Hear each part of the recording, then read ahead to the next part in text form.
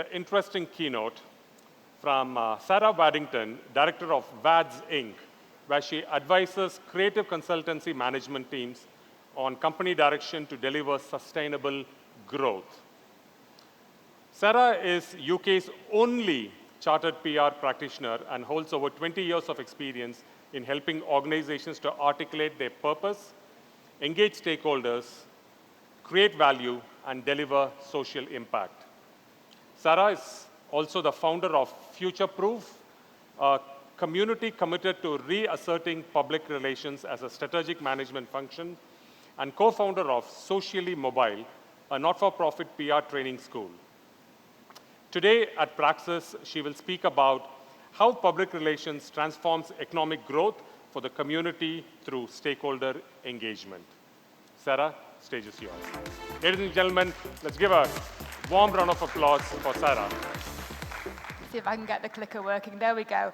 Hi, everybody. Thank you so much for welcoming me to PRAXIS today. I am delighted to be here, not just because I came last year to watch my husband keynote and just fell in love with this conference, but because actually our plane went technical, we had to get a second plane, and then last night the roads were jammed, so we didn't get here until 5 a.m. So to actually see you and be here, and to be here for this afternoon's conference and the awards tonight is a real pleasure. So thank you, Amit, for the invitation.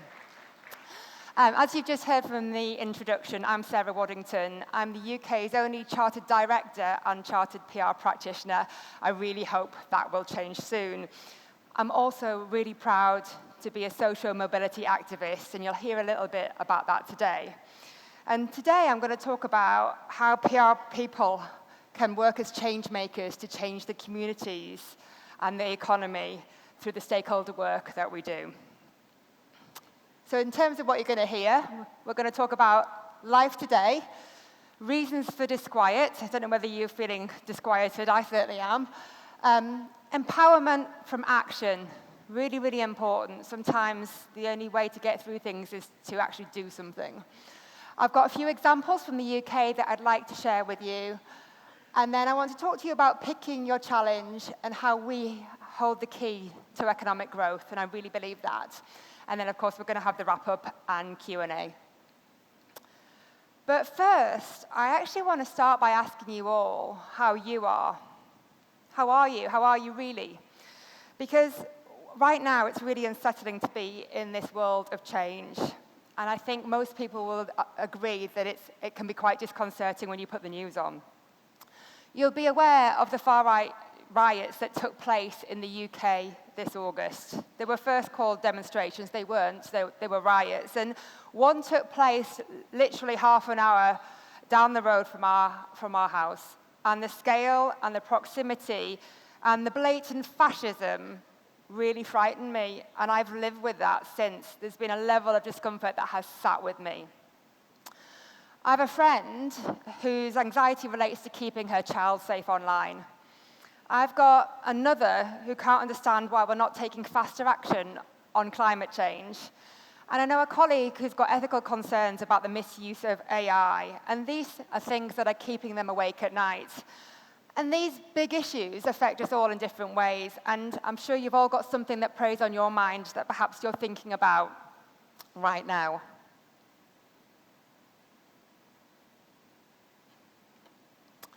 And it's not surprising when you consider the deteriorating global outlook that we're living in. According to the World Economic Forum, there are 4 structural forces that are shaping our lives right now, and I'm sure these will be familiar to you all as PR practitioners. There is climate change, there's technological acceleration, population changes, and geopolitical power shifts, including an increase in regional power blocks. Democracy around the world is on decline.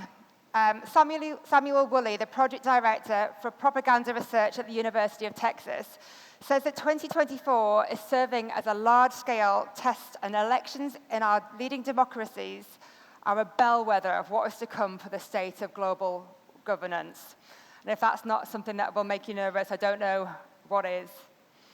We're in a global economic slowdown. It's a time of war and conflict. We're living through extreme weather events. the effects of disinformation, polarization leading to societal breakdowns, discord. We've got a cost of living crisis, and there's the increasing threat of cyber attacks.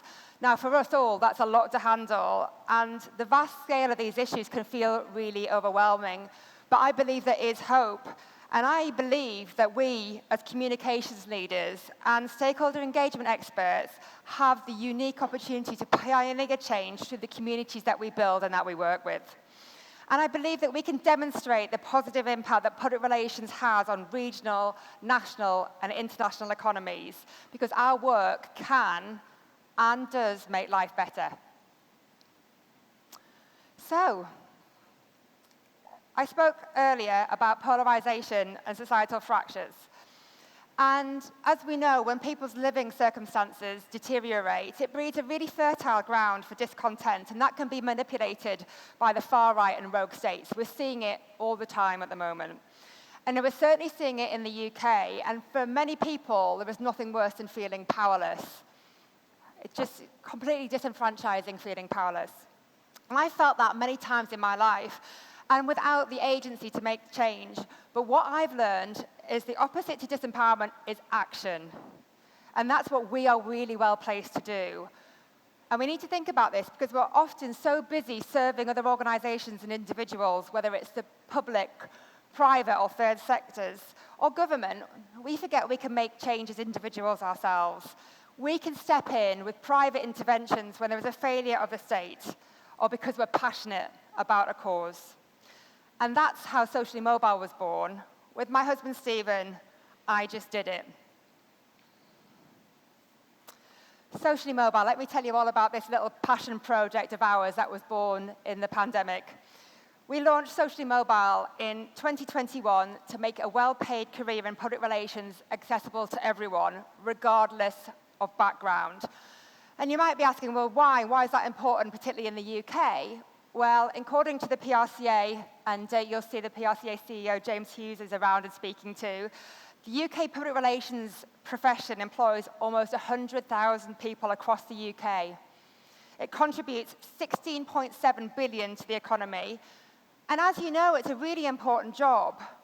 Practitioners across the public, private, and third sectors all help shape policies and narratives. We engage with stakeholders and communities, and we support risk and resilience efforts to keep organizations and the UK economy sustainable. Which is brilliant, but there's a serious problem, because today's public relations practitioners in the UK do not reflect the organizations or the society that they serve.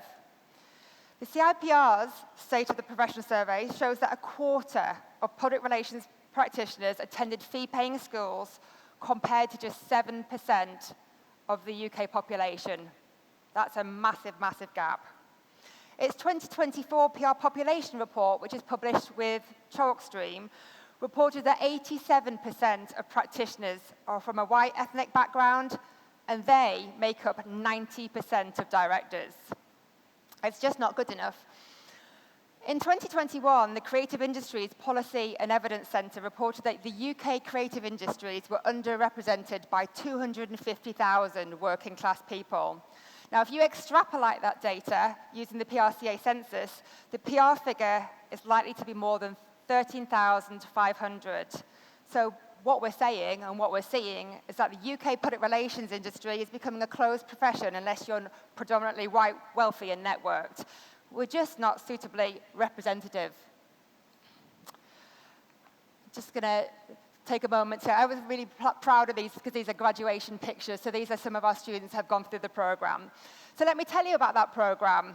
Our response was to launch Socially Mobile, which is a not-for-profit PR school, which is changing the leadership demographic of the PR industry one cohort at a time. And it's a really fast-paced 10-week online education executive education course, and it offers an unrivaled, immersive, collaborative learning experience, which is designed to move PR practitioners from a tactical to a strategic role and increase their earning potential. We run 3 cohorts a year, and students graduate with a certificate in leadership communication. What we love most about it is that we provide fully funded places to those from lower socioeconomic backgrounds, as well as those groups that we term as underrepresented and underserved. And that includes our Black and ethnic minority practitioners, the LGBTQ+ community, women returners, which is a group of people we lose at an alarming rate in the PR industry in the UK, and those with disabilities. Paid and sponsor places help keep us sustainable, and right now we're running a 25 for 2025 fundraising drive to generate revenue to take us through to 2026.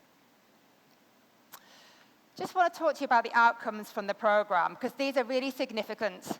We have graduated now over 100 students in the 2 years of operation, and many have told us that Socially Mobile has been transformational for them. And that's not just about salary increases and new jobs, but it's about fundamental life shifts. So we had one lady who wrote to us privately and said, "Thank you so much. I've now been able to come off universal credit and move house with my children." Universal credit being a benefit for low-income families. The education-based report outcomes include improved industry-specific knowledge and an increased ability to adapt to market needs, as well as enhanced skills in communication, strategic thinking, problem-solving, and leadership. But they're not just the main benefits. The thing that has surprised us most has been the power of the network and the community. When these people who come from lower socioeconomic backgrounds, who are frightened to engage with people who they see as industry leaders, all of a sudden they have a community of like-minded peers. And as you can see from this slide from the latest impact report, our graduates feel so much confident and find more meaning and purpose. And you see them start to engage with people on social media and in real life. And they're acting as peers rather than someone who is looking to someone who they see as an industry leader and don't feel confident in doing that. So we were always confident and ambitious for the program, but these additional benefits have been genuinely beyond what we could ever have hoped for. And this is what keeps us going, because it's a side hustle and we do it on top of the day job.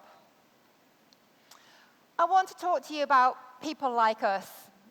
This is an initiative we work alongside, and this team has had great success in lobbying the government so that ethnicity pay gap reporting comes into force, and it will become compulsory for organizations employing over 250 staff. I asked Shiraz Gusha, People Like Us co-founder, for a quote, and he said, "We're proud to have consistently campaigned for the introduction of ethnicity pay gap reporting since 2019. In July this year, the government announced this as part of its upcoming list of legislations, thanks to the efforts of activists, forward-thinking businesses, and brilliant individuals. The basic principle of this law is to make work fairer for all, and it will no doubt have a demonstrable impact in the lives of people like us all over the country who have consistently been on the back foot when it comes to pay and promotions."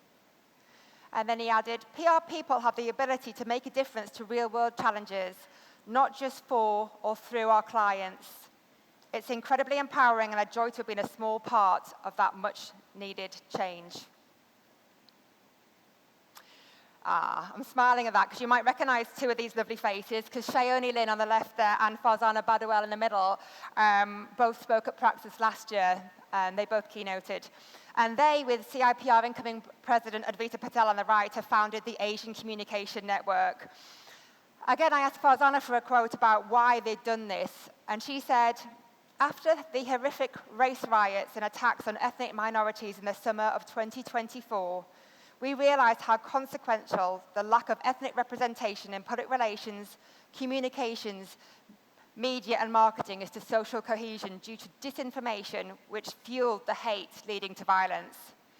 PR people have the skills to devise and deliver change for our clients and organizations, and we are increasingly harnessing our expertise to bring positive societal change through our own activist initiatives outside our day jobs." I love that, and I'm going to challenge you on that shortly, how we can bring positive societal change through our own activist initiatives outside of our day jobs. All of these public relations initiatives have been led by individuals motivated by the context in which they're living and other people's circumstances. Each one is benefiting the economy in different ways. So socially mobile, we're enhancing skills, increasing employability, and helping change the leadership demographic of the UK PR industry one cohort at a time. And we have high hopes for all our graduates because once they're in leadership positions, they will change the culture, they will change recruitment practices, and they will hire in their own image, and we will be much more diverse. That's our big aspiration. People like us have fought to bring in ethnicity pay gap reporting to tackle workplace inequality. We know, you've seen the research, all of us have seen it, that organizations with a diverse workforce perform better in terms of productivity, innovation, and crucially, revenues. The Asian Communication Network launched during the riots to demonstrate support, foster inclusivity, and represent the important work being done by the Asian community in Britain, and it really couldn't come at a better time. So this is a slide from the World Economic Forum Global Risks Perception Survey 2023 to 24, and I wanted to put that up there to ask you what you can do. Because the answer is, find your cause. And if you're not sure where to start, you might want to consider your skills and influence in relation to the global risks as set out by the WEF. And this was published in January 24, and you can see there, biggest risk right now, misinformation, disinformation. Aren't we amazingly placed to start dealing with that? Societal polarization, number 3. The other thing you can do is align your passions and your skills with the UN 17 Sustainable Development Goals. Maybe you could help fight this green backlash that we've been seeing, or educate on disinformation.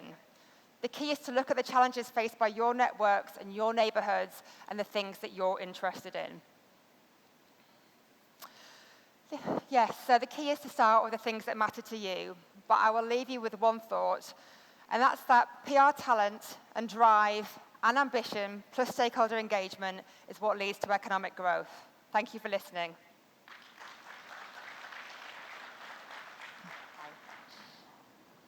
It was, I think, a brilliant presentation, and I just saw it, turned around, and I saw audience intrigued and I'm sure that everybody wants to know how they can contribute as a PR professional. So let's get started and deep dive more into it. Great. So public relation as a profession has an array of variations and I think approaches which allows each PR professional to choose his or her own version.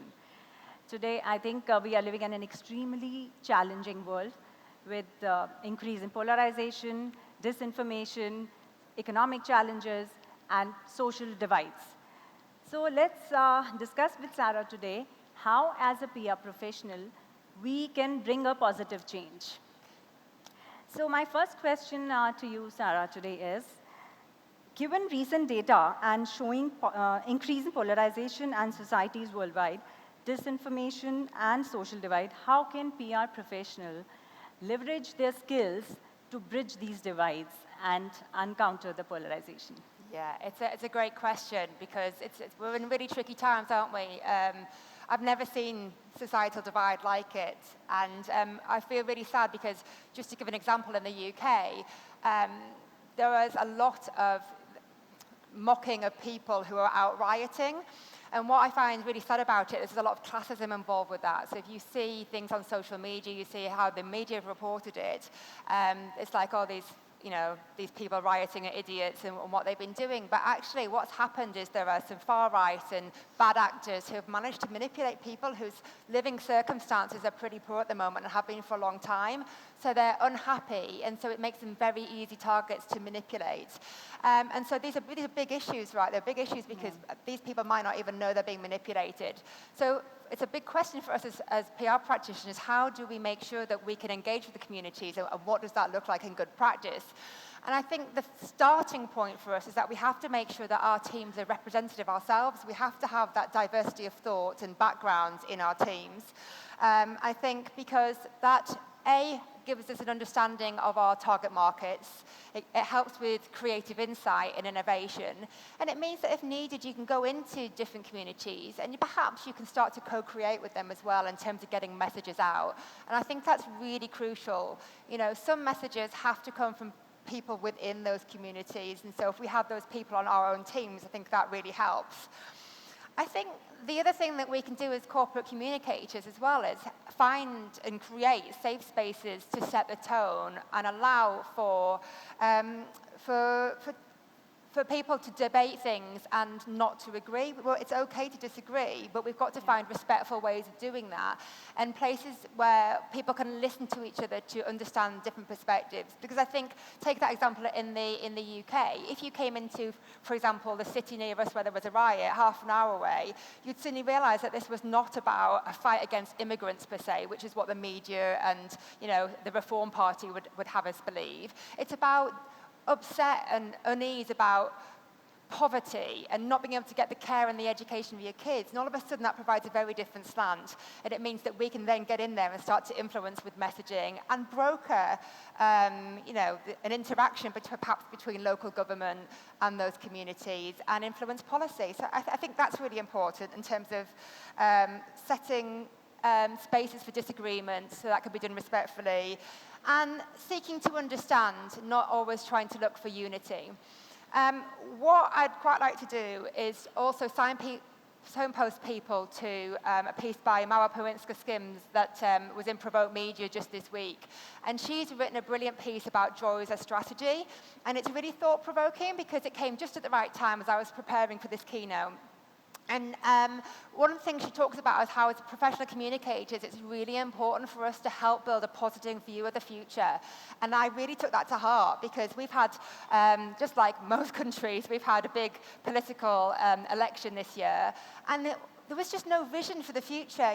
It's tough in the UK at the moment. We have a lot of problems like many different economies. And she talks very much about how you can look at Kamala Harris, you look at Taylor Swift, how they've created joy and brought those to their campaigns and the impact that has and how that can counter hatred. So I think as professional communicators, bring diversity to our teams, create safe spaces, seek to understand, and think about joy as a strategy. So I think that as a comprehensive answer will hopefully work. Yeah, that's absolutely true. And any PR work or strategies you think you would want to share here so that, there are like examples that audience can take away from? Yeah, do you know what's really interesting about this? Because I had a feeling you'd ask me that question, and I went to have a look, and I wanted to really research the different campaigns that are out there that are bringing communities together internationally. And there are a lot of PR agencies talking about how to do it, but the number of organizations and brands are fairly limited. But I found 3 that I thought were worthy of sharing, and one of them was Heineken's Worlds Apart campaign, which is fantastic because this is about getting polar opposites across the table, across a beer because of the brand. But I thought that was really interesting. They did that in a number of different places to get people together over a table and just to chat to each other to understand those different perspectives. And it comes back to that thing that we all have more in common than we think. And I just thought it was a brilliant piece of insight in terms of how do we get people around the table. We'll give them the beer, we're selling the product, but actually we're going to take society a bit further forward because we can hopefully broker understanding of each other. So there was that one. And then I don't know if anybody's heard of the Unstereotype Alliance, which has been convened by UN Women and Unilever. And this was new to me, and I was disappointed that I don't know how I've not seen this, but this is called Say Nothing, Change Nothing. And they provide a really nice model for being able to change stereotypes in a safe and controlled and measured manner, which I think we all would appreciate is much needed. And we certainly need that across in the UK. Immigrants are used all the time by the Reform Party, occasionally the Conservative Party, as a common enemy. I don't believe that that's what the UK people believe or want in the mainstream. And so actually to give people an opportunity in a way to say to people, actually, I don't think that's quite right, and being able to challenge things proactively, I think is fantastic. So they talk about moving people from being a bystander to an upstander. And again, I just really, really love that. Yeah. And I guess the third one isn't really a campaign, but I was really impressed with it. I thought brands could take a similar lead, and that was Taylor Swift very recently. We've got this campaign by Trump. He was using AI and disinformation to pretend that Taylor Swift was going to vote for him in the forthcoming election. He kind of forced Taylor's hand. She came out just this week and said, after the last TV debate, actually, I'm going to vote for Kamala Harris. the only way to fight disinformation is with facts. And I just was like, that is an incredible, powerful statement. Absolutely. Told everybody to go and do their own homework, Yeah. Did it all right, and then signed off the childless cat lady. And I just thought how powerful. But if brands did that in the face of seeing something that was false and that was relevant to their sector, we could be in a very different place, because I believe as individuals and organizations, we all have a duty of care to make sure that we say something that's not right, that we do challenge that. And I appreciate that for brand reputation, that can feel very frightening and it can put you in a difficult place. But brands are being drawn into this whether they like it or not. I mean, there's all kinds of examples. We've seen Starbucks being pulled in over their stance in Gaza. People these brands are having to create reactive statements, so why not get ahead of it and take a stance and live by your values? Absolutely. And I think we saw some stats that you shared, and since we are in Asia, and I did some research, and I found out one of the reports, Holmes report, said only 9% of senior PR professionals are from varied ethnic backgrounds. And that's like 9% is quite a staggering, isn't it? Yes, absolutely. And there is a significant, definitely all of us know that, gender pay gap with women earning 20 to 30% less than their male counterpart. That's again crazy. And in fact, another report that I went through was 2022 PRSI report, which said that only 15%, and that I'm talking about India here now, only 15% of senior positions are held by women leaders, which is again a very small number. We can do better here. Yeah, exactly. And apart from that, I think there is a marked absence of individuals from lower socioeconomic background, which you mentioned definitely. So given that only 9% of senior PR professionals across Asia are from diverse ethnic backgrounds, do you not think, Sarah, that this lack of representation impacts the effectiveness of PR campaigns, especially in a culturally rich region like Asia? Yeah, you're so culturally rich. It's not surprising. You're not unusual. I mean, I talked about the situation in the UK. We're very similar.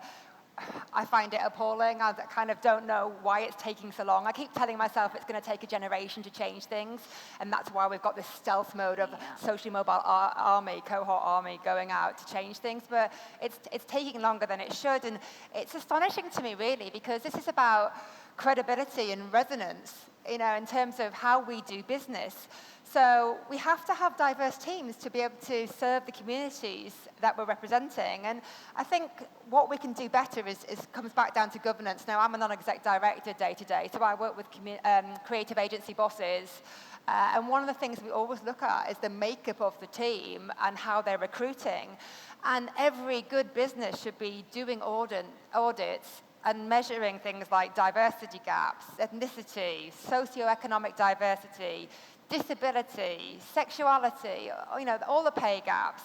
We've got to we've got to put a greater focus on equitable opportunities. And once people are actually in the workplace, make sure that they've got opportunities for progression. So, for example, across in the UK, we might get our ethnic minority colleagues into the profession, and then they just don't move. They get into like a manager position, and they, for whatever reason, they're just, whether it's racism, whether it's bias, whether it's disinterest, they just don't get the progression opportunities.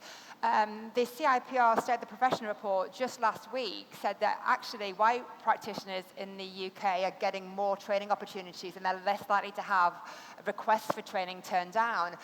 It's not okay.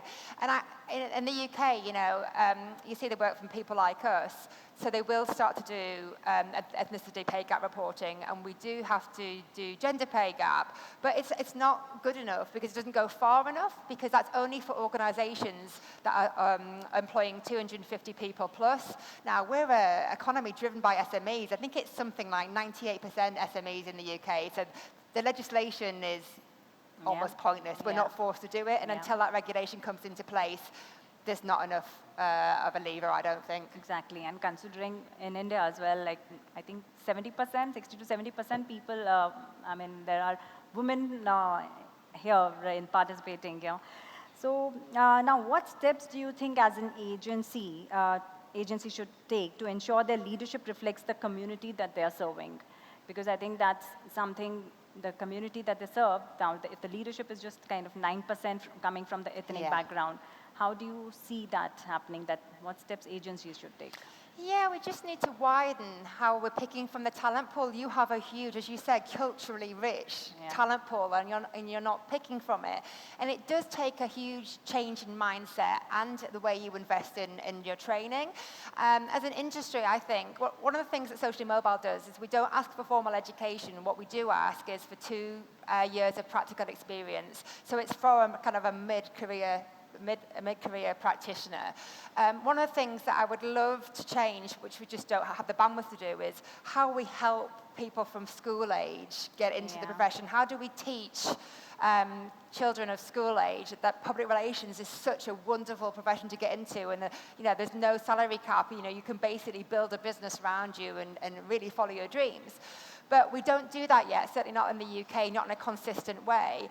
And I would love to see us as an industry change that approach. And that means if you're going to pick people from school age, you have to have training mechanisms from the get-go. You can't expect them to be kind of half-educated and ready to come in and trained in. You have to completely revolutionize the way you're doing it. So it's going to be more expensive in the first while. So there is this element of how can we get to school leavers and teach them about the wonderful career that is public relations, but also about changing our, I think, making us more appealing by making sure that every single business, PR business and agency does offer continual professional development. I talked about us losing women returners at an alarming rate. They come back, they're nervous, they've lost confidence, they're more than capable of doing their job. They just want to know that they have still got it, and that little reminder and reinforcement, and to see the latest tools so they can employ them back in the workplace. If we were offering CPD, that wouldn't be such an issue. Similarly, we have management teams who, may have years of experience but might not be abreast of the latest qualifications. I'm a real believer that lifelong learning is the key to success. And management teams really need to think about what they look like. If we're attracting diverse talent and you go on and you're looking for a job, or the agency is marketing into communities to say, come and work with us. If you go onto a website and the management team are all faces that don't look anything like you, you're immediately going to say, whatever they say, I don't believe it, because there's no one that, I can't see me there. I can't see myself in that position. So there were a few things in terms of what can we do. Engage better with school leavers, make sure that we're doing continuous professional development, work harder to get into communities that are diverse, and that takes a long-term strategy. You can't just do that all of a sudden when you've got a job opportunity. You need to be thoughtful about that. And then the final thing is about making sure your workplace is inclusive and equitable, that everybody does get a chance for promotion, that we understand what everybody's perhaps barriers in the workplace might be. It could be that they can't see anybody else that looks like them. It could be that they have no shared social capital. I come from a single parent background, which is one of the drivers for launching Socially Mobile. When I ended up in business, certainly in the capital, I could really hear my regional accent. I had nothing in common with the people that I was working with, who would go to cricket at the weekends, jet off on fancy holidays, had beautiful clothes. I'd scrabbled around to buy my first suit. These are things that are really difficult for people if you're not from the same backgrounds. Absolutely. And I think before we run out of time, it's important because there are industry representatives here. So how do you think an industry association can contribute to building a more inclusive environment, in the PR industry? And also, we are open to hiring from different diverse backgrounds and talents without considering, even the gender gaps, considering the gender gaps also, socioeconomic backgrounds. So what steps do you think as an industry association we should be taking? Industry associations, it's an interesting one, this, because I'm involved with both. I'm actually on the management board of the PRCA, but I've been very critical of the ones in the UK in the past. When I first came up with the idea for Socially Mobile, I went to both of our industry associations and said, can we do this via you? And they said, no. So this is when Stephen and I said, right, enough is enough, we're going to do it ourselves. For me, I really would love to see industry associations take a leading role. they know the problems. We know the problems. The data's all there. You know, I've given stats. You have a pile of stats. This problem isn't going to go away, and we have to make it better, particularly in light of the global economic issues that I've outlined today and that we're all living through.